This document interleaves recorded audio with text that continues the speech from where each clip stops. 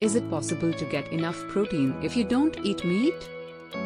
According to Harvard Health Publishing, the recommended daily allowance for protein intake is 0.8 grams per kilogram of body weight.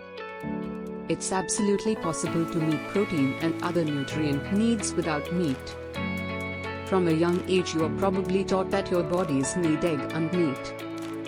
Research conducted at the Harvard Chan School of Public Health has found that eating even small amounts of red meat, especially processed red meat, regularly is linked to an increased risk of heart disease and stroke, and the risk of dying from cardiovascular disease.